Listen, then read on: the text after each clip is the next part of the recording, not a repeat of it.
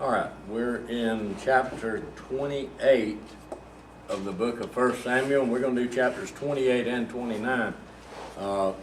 Two more relatively short chapters, 25 verses in chapter 28 and 11 in chapter 29. We've seen a lot of things that throughout the book of 1 Samuel that has taken place, but really between Saul and David. And it's all because Saul wants to kill David. And tonight we're looking at some things that Saul does and how that he has gotten so far away from God that it's sad. People in our day and hour that we live in, there's a lot of them that's so far away from God that it is sad. And they want nothing to do with Him. They don't want to listen to Him. They don't want to follow the righteous path that leads to heaven. But beginning here in chapter 28, verse 1, and it says, "And it came to pass in those days that the Philistines gathered their armies together for warfare, to fight with Israel. And Achish said unto David, Know thou assuredly that thou shalt go out with me to battle, thou and thy men. And David said to Achish, Surely thou shalt know what thy servant can do. And Achish said to David, Therefore will I make thee keeper of mine head forever." So, Achish is, the Philistines are gathering to go against Israel, and Achish is wanting David to fight with them against Israel. And now, David is not wanting to fight against his fellow countrymen. Now, even though he's had problems with Saul, we've seen in last week's chapters how that on one occasion there where he could have taken the life of Saul, but he wouldn't do that. He took his robe and a canteen of water, and to show that he had been close enough to take his life. But David was not going to do anything against what he felt like, because Saul was still king, and David is still sharing that he's not going to do anything against the anointed of God. So when Achish starts this, and David is following him, but we have to realize in the chapters that we've read up to this point, the last two chapters, with all that had taken place, and David left and went and joined up with the Philistines, we don't read anywhere where God told David to go to the Philistines. And so there's the mistake that he's made in not following and doing what God wanted him to do. But he's there, and Achish is wanting him to fight against his own people. And now, verse 3, "Now Samuel was dead, and all Israel had lamented him, and buried him in Ramah, even in his own city. And Saul had put away those that had familiar spirits and the wizards out of the land." And now, back when we were studying through the book of Numbers, Leviticus, Deuteronomy, with all the laws that God had given, one thing that God shared with them about those who were sorcerers or diviners, those that fortune tellers, God told them when they found one of them to take them outside of the city and stone them to death. Because God knew that type of sin going on would just grow. If one started going and listening to this person, then more would. And instead of listening to what God was going to share, they'd be going to somebody really that's of the devil. And that's what it is today also. It's no different. We hear and we see all around different places, up around Tifton. You see, some folks up there, Sister Ruby or something, going to read your palm, and that's nothing but of the devil. I don't care what they say. That's all it is. And here, Saul, one thing that he had done is he had done away with all those that were practicing that. And the Philistines gathered themselves together and came and pitched in Shunem, and Saul gathered all Israel together, and they pitched in Gilboa. And when Saul saw the host of the Philistines, he was afraid, and his heart greatly trembled.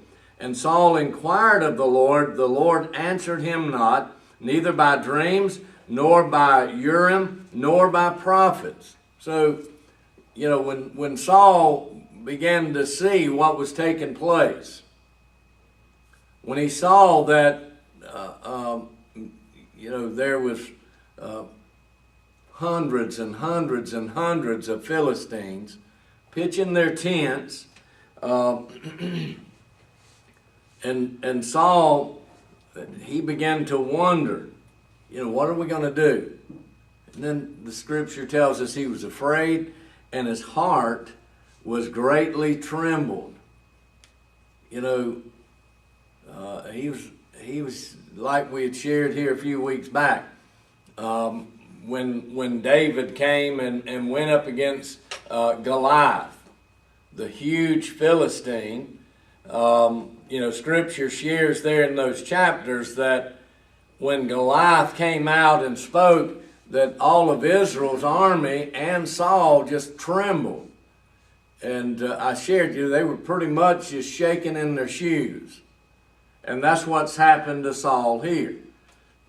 He's so afraid, and he's about to have a heart attack. He's so scared.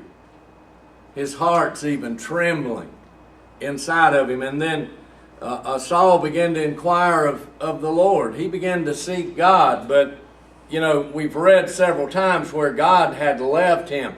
God had taken his spirit away from him. But he began to inquire of the Lord, and the Lord answered him not.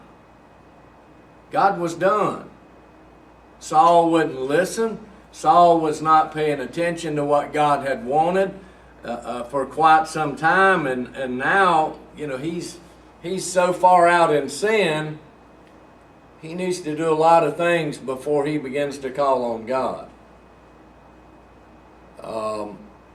He needed a priest, and he needed to sacrifice, and he needed to sacrifice a lamb without blemish for his sin and get himself straightened out, and then he could get the priest to go to God. But he's going to God himself.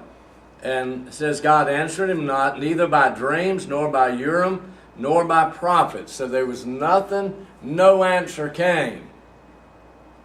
So he's afraid.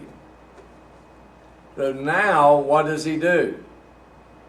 Instead of seeking out the proper way, instead of seeking out one of the Levites to come help him, this is what he does. Then said Saul unto his servants, Seek me a woman that hath a familiar spirit, that I may go to her and inquire of her. And his servant said unto him, Behold, there is a woman that hath a familiar spirit at Endor. So In other words, a soothsayer, somebody that's going to look in their crystal ball and kind of tell him what's going to take place, what he needs to do. But see, he's going totally in the wrong direction. That's exactly what God had told them not to participate with. These folks, I don't believe none of them can tell you anything about your future or nothing else.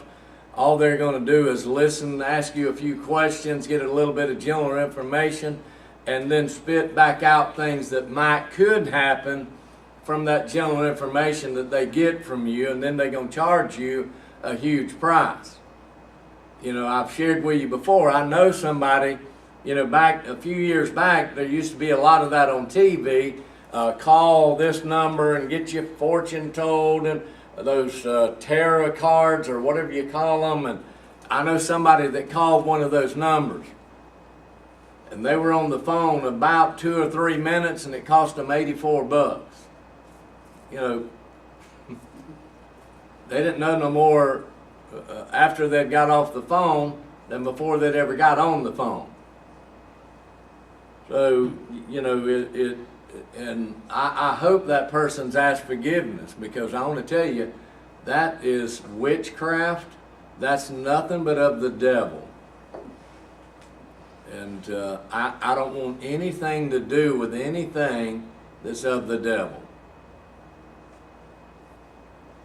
So Saul's hunting him somebody, a soothsayer.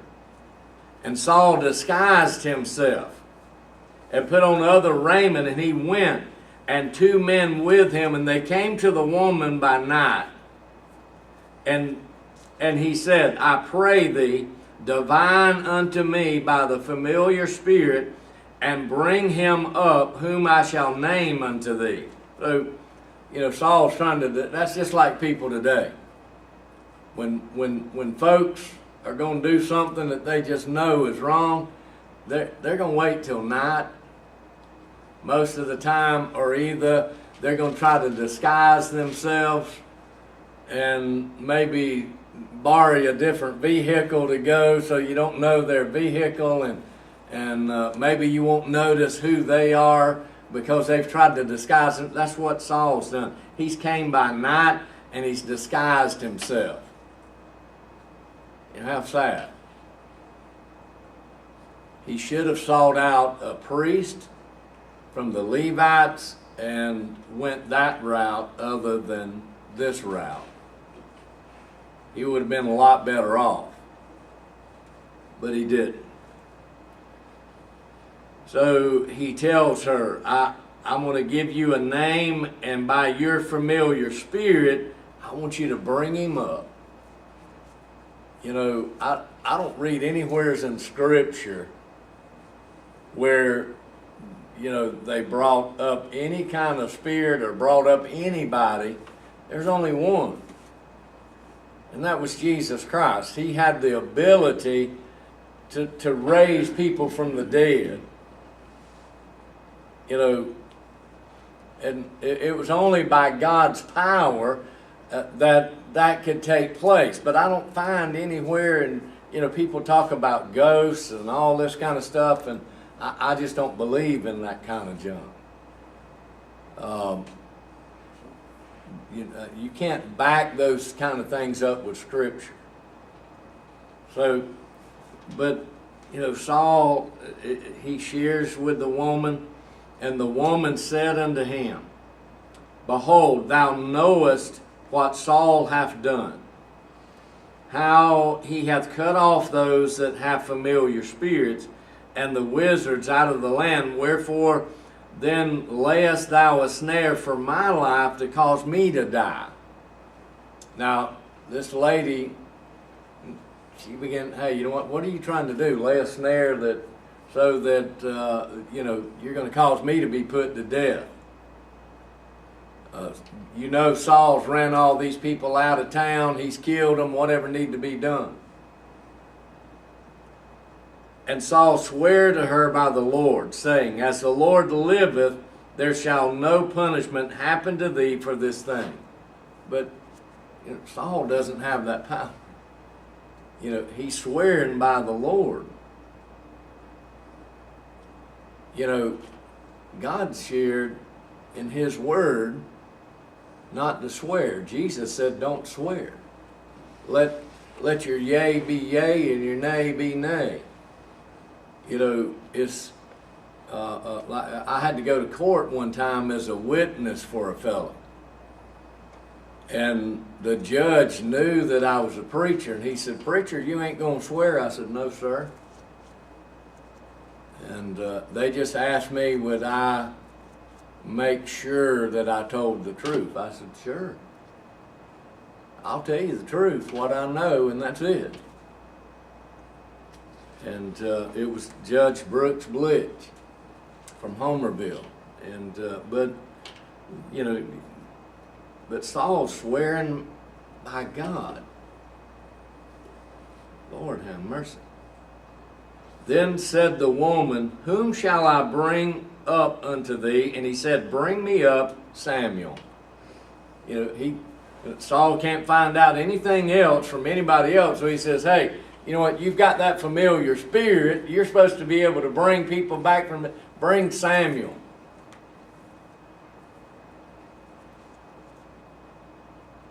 And when the woman saw Samuel, she cried with a loud voice, and the woman spake to Saul, saying, "Why hast thou deceived me? For thou art Saul."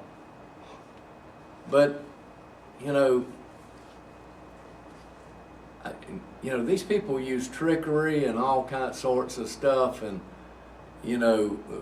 I don't believe she's called up Samuel. She is fooling him, but she's kind of figured out, really, the only one that might have need of Samuel would be the king. She's figured out, here's Saul in a disguise, and she tells him, "Why have you deceived me?" And the king said unto her, "Be not afraid, for what sawest thou?" And the woman said unto Saul, "I saw gods ascending out of the earth." And now, if you'll notice, gods, there's a small g. And she's talking about really evil spirits. Now, Samuel was definitely not of an evil spirit. He was full of God. Samuel wasn't perfect, but he did his best to please God and do what God wanted. So, but, right there's another giveaway that, this lady is off her rocker. In other words, she's probably about crazy and just telling people, "Hey, you know what? I can see these spirits. I can see all these things. I can tell you the future. I can tell you what's going to happen. I can bring up one of your dead loved ones. I can tell them. They can tell you how they feel, whatever." But see, she's doing it for a price. This is not something that's done free. So, but, she shares, "I saw gods ascending out of the earth." And he said unto her, "What form is he of?" And she said, "An old man cometh up, and he is covered with a mantle or robe." And Saul perceived that it was Samuel. And he stooped with his face to the ground and bowed himself. Now,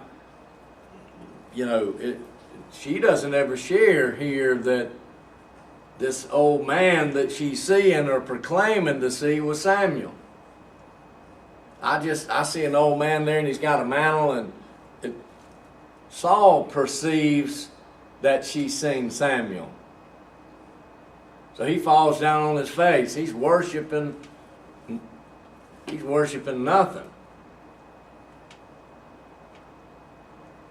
And Samuel said to Saul, "Why hast thou disquieted me to bring me up?" And Saul answered, "I am sore distressed, for the Philistines make war against me, and God is departed from me, and answereth me no more, neither by prophets nor by dreams. Therefore I've called thee, that thou mayest make known unto me what I should do, or what I shall do. But now, Saul had said it was Samuel. So, I mean, this lady could just be talking in a different voice and making Saul believe that it's Samuel.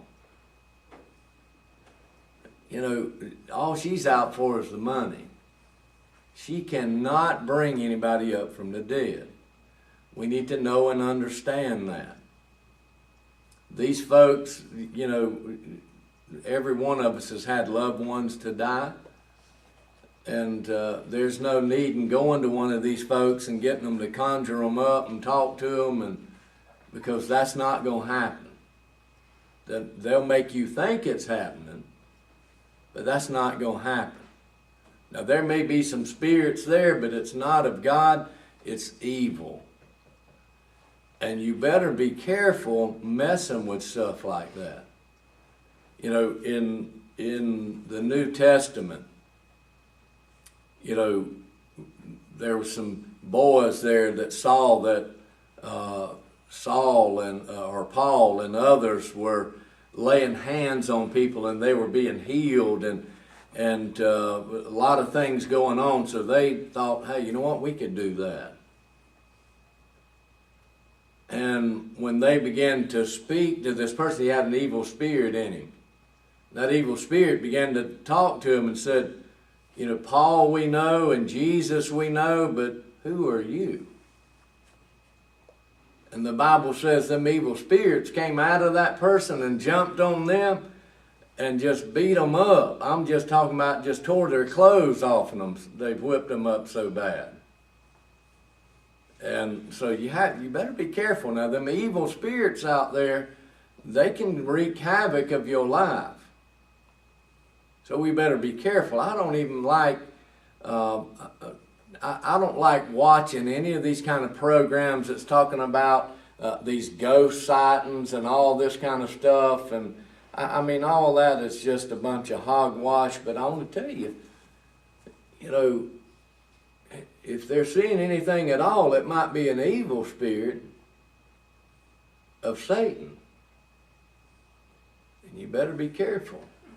So you don't think Samuel was talking to Saul here? You think it was the woman doing something with her voice, talking to him?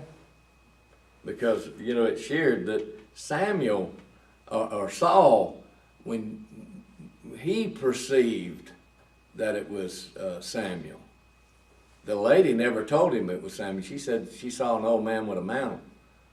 That could have been anybody, anything.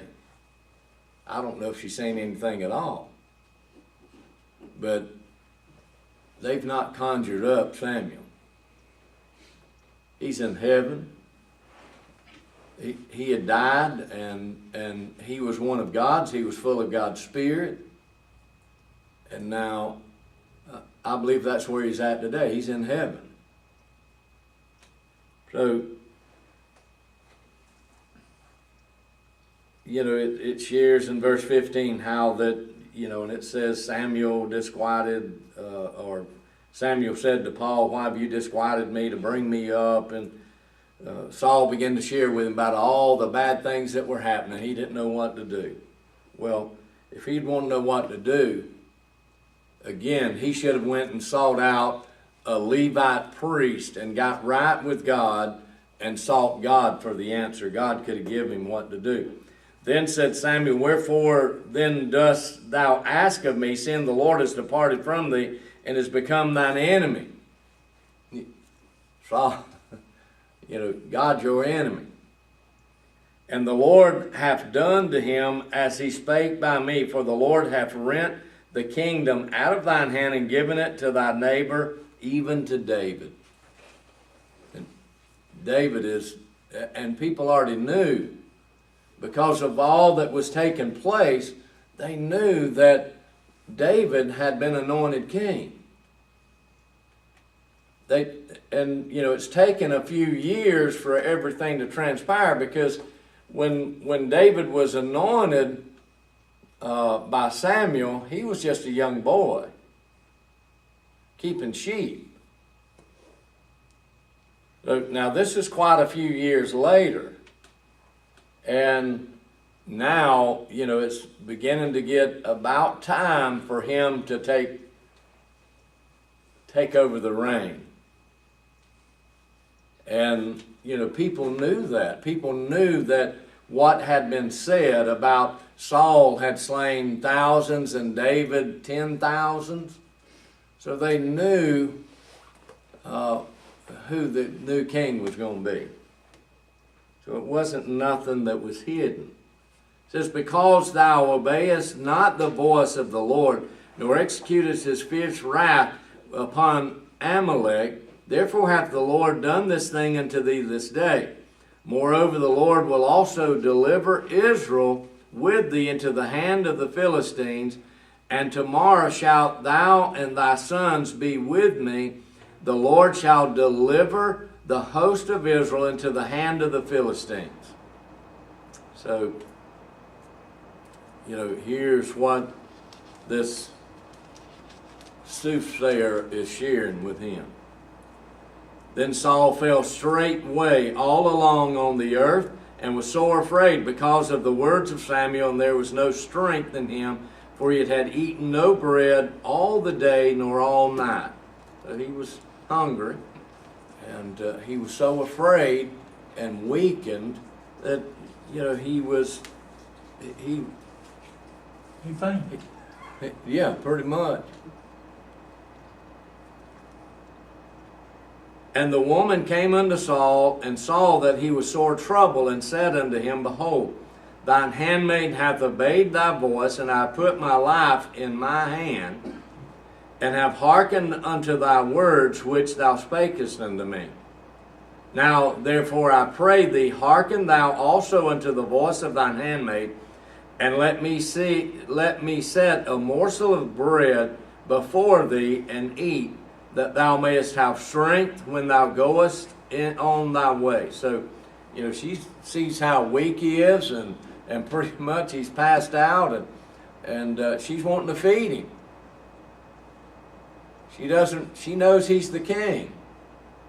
Let me feed you. But he refused and said, I will not eat. But his servants, together with the woman, compelled him, and he hearkened unto their voice. So he arose from the earth and sat upon the bed. So they persuaded him to sit up. And the woman had a fat calf in the house, and she hasted and killed it, and took flour and kneaded it, and did bake unleavened bread thereof. And she brought it before Saul and before his servants, and they did eat. Then they rose up and went away that night. So, she had fixed a meal for them to give them strength to travel back to wherever they needed to go to prepare for this battle. Because, Saul already knew that it was inevitable. The Philistines they're gathering everybody up. They're ready to go to battle. And now, it's about to get going here. Anybody have anything on these verses in chapter 28? Well, I may be wrong on this, and which I usually am. The way it sounds to me like this woman, this spirited woman, medium, whatever you want to call her, was using what she knew to discourage Saul from fighting, that he's going to go ahead and lose the war and everything, and get him scared enough that he wasn't going to do anything. That's about the way it Because, she's sharing that, exactly what had already been shared about the death of Saul.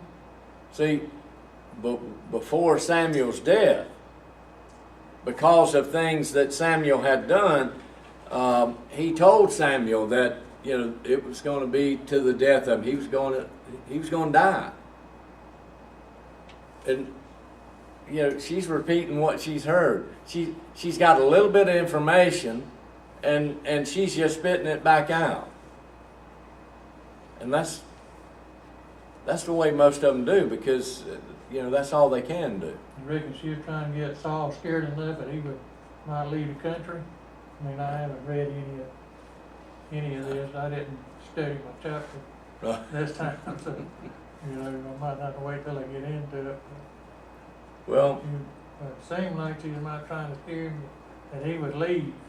I think maybe she was just wanting the pay, Okay?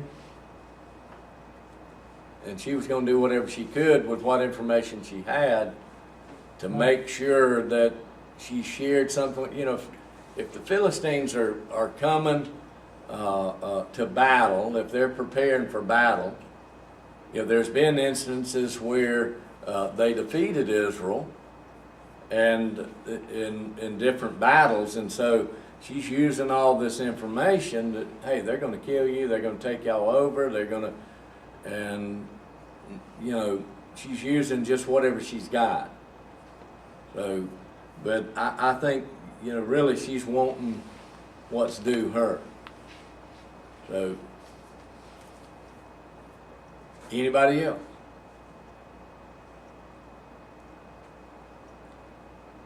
Okay, chapter 29.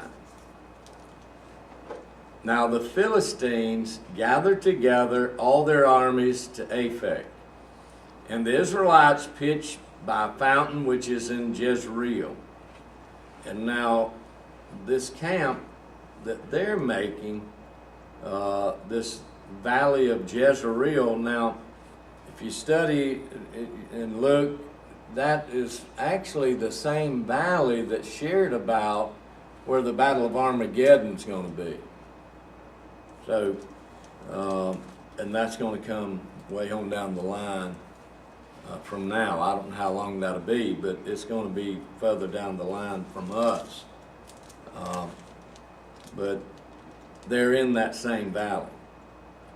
And the lords of the Philistines passed on by hundreds and by thousands. But David and his men passed on in rearward with Achish. So, you know, David is really, he's hoping and praying something's going to work out where he doesn't have to fight against his own people.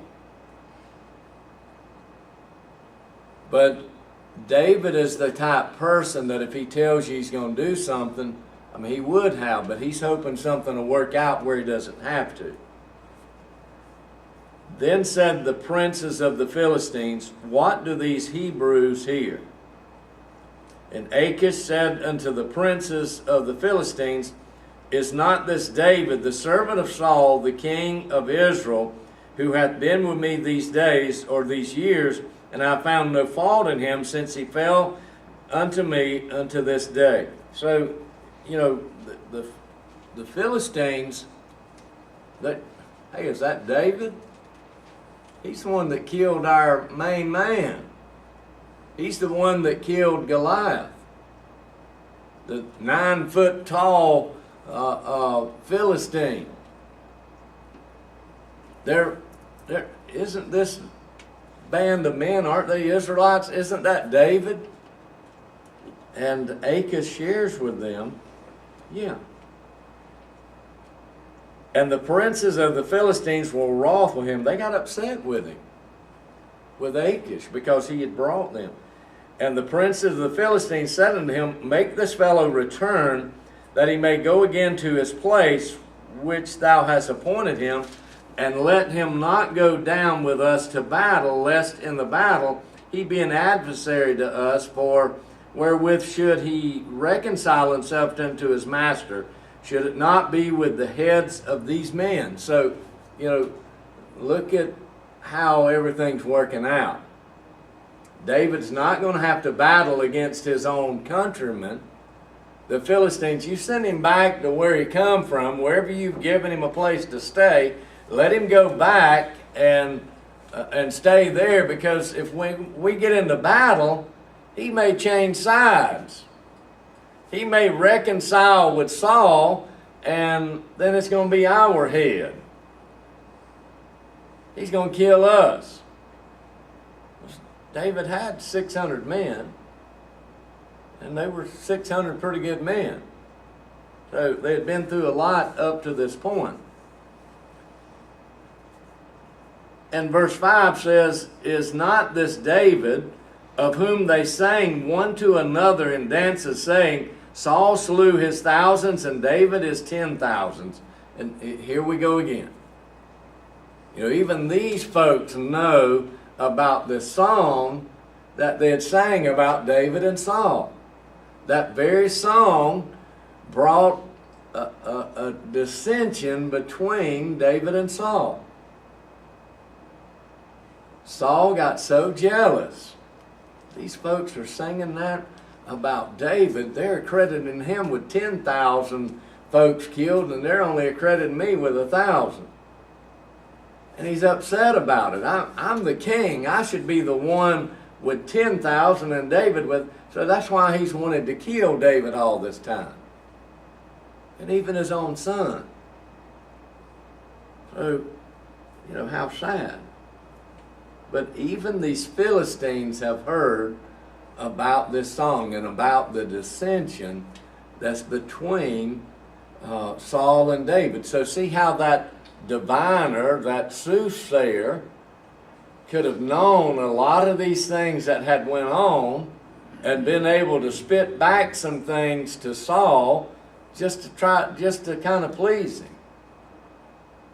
So then Achish called David and said unto him, "Surely, as the Lord liveth, thou hast been upright, and thy going out and thy coming in with me in the host is good in my sight. For I have not found evil in thee since the day of thy coming unto me unto this day. Nevertheless, the Lord's favor thee not." So, in other words, the rest of these folks don't want you around. The rest of these folks want you gone. Even though you've been good to me, you've supported me. And that's the kind of person David was. Those that he had made allegiance to, he supported. Saul, even though Saul was trying to kill him, all Saul had to do was say, "David, I need you to kill some Philistines." That's what he would have done. And he did it on different occasions. And it made Saul begin to wonder about, and it kind of made him want, and he even asked David to forgive him. I shouldn't have done that, and I shouldn't have been that way, and this and that, and then it wouldn't be a day later he's ready to throw a javelin and just nail David to the wall and kill him. But Achish shares with David, "These other folks here, they don't favor you like I do. Wherefore now return and go in peace, that thou displease not the lords of the Philistines." And that's really exactly what David wanted. Because he didn't want to have to go up against any of his own people. He didn't want to have to go up. He was the new king of Israel. And, you know, that's not going to go well with him to kill off a bunch of Israelites. So this was exactly what he wanted. God worked it out. Even though God had not told David to go down and join himself with the Philistines, God still loved David. You know, even in our own lives today, if we sin, you know what? God still loves us. He hates the sin that we committed.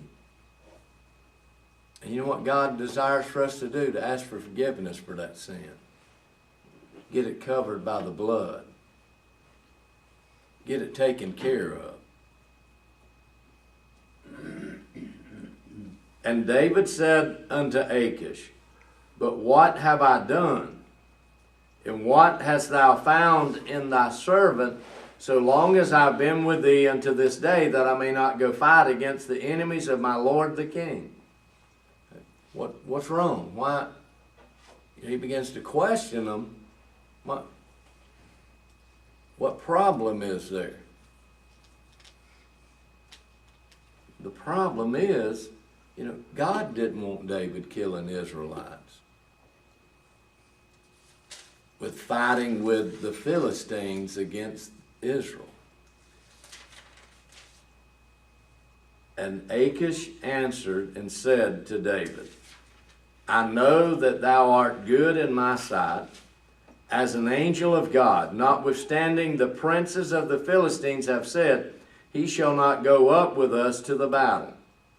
And, Achish begins to share with them, they feel like you're not going to go with us to battle, and really, you may turn on us.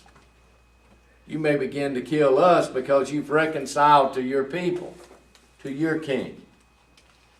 So he said, wherefore now rise up early in the morning with thy master's servants that are come with thee, and as soon as you be up early in the morning and have light, depart. At daybreak, get out of here. At daybreak, make sure you're ready. Head back home. Go. We don't want you here. You don't need to be a part of this. So David and his men rose up early to depart in the morning to return to the land of the Philistines. And the Philistines went up to Jezreel, which again is the same place that the Battle of Armageddon will be taking place. That battle is going to be when Jesus Christ returns and stops that battle. And the Revelation shares that there'll be so much death there and so much killing that the blood will be to the bridle of a horse. And God will call the fowls of the air to come devour all the flesh. That's a lot of death. But this is the same valley they're in where they're about to go to battle against Israel. So,